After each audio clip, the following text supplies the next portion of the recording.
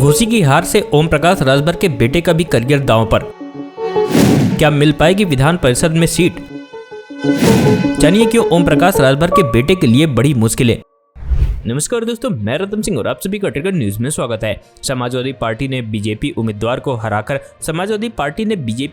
को हराकर घोसी विधानसभा सीट जीत ली, लेकिन इस उपचुनाव में सबसे बड़ी हार सुहेलदेव भारतीय समाज पार्टी के अध्यक्ष ओम प्रकाश राजभर की हुई है। अब उपचुनाव में बीजेपी के खराब प्रदर्शन के लिए राजभर और प्रचार के दौरान उनके बड़बोले बयानों को जिम्मेदार ठहराया जा रहा है। इस बीच ओपी राजभर ने अपने और भारतीय जनता पार्टी के नेता दारा सिंह चौहान के लिए मंत्री पद का दावा ठोक दिया है। हालांकि उनकी राह आसान होती नहीं दिख रही है। राजभर ने दावा किया था कि घोसी उनका गढ़ है। उन्होंने कहा था कि वह बिना किसी प्रयास के निर्वाचन क्षेत्र में पासा पलट सकते हैं। राजभर ने उपचुनाव में प्रचार की कमान पूरी तरह से संभाल ली थी। यहां तक कि बीजेपी के एक अन्य सहयोगी संजय निषाद ने तो राजभर को बोलते समय संयम बरतने की सलाह दी थी। स्थानीय बीजेपी नेता के अनुसार राजभर ने घोसी में यादव समुदाय को तब नाराज कर दिया जब उन्होंने कहा था कि यादवों का दिमाग दोपहर के बाद ही काम करना शुरू करता है। राजभर ने अखिलेश यादव और शिवपाल यादव को पैकिंग करके इटावा भेजने की भी कसम खाई थी। राजभर इसे दोहराते रहे और यह स्वाभाविक था कि यादव अपमानित महसूस करे। इसी तरह उन्होंने अलग अलग मौकों पर अन्य ओबीसी समुदायों पर भी निशाना साधा। हैरानी की बात यह है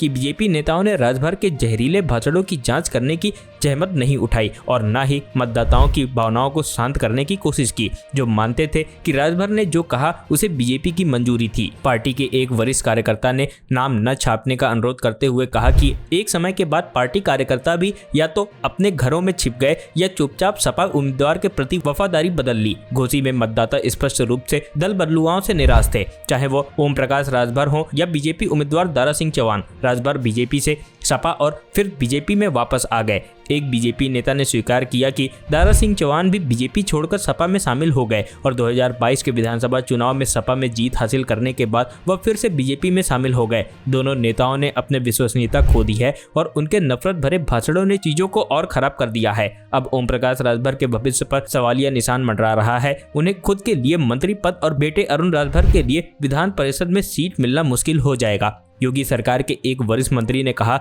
इसमें कोई संदेह नहीं है कि राजभर ने घोसी में बीजेपी को सबसे ज्यादा नुकसान पहुंचाया है और इस पर फैसला लेना पार्टी नेतृत्व पर निर्भर है। Bureau report, trigger news.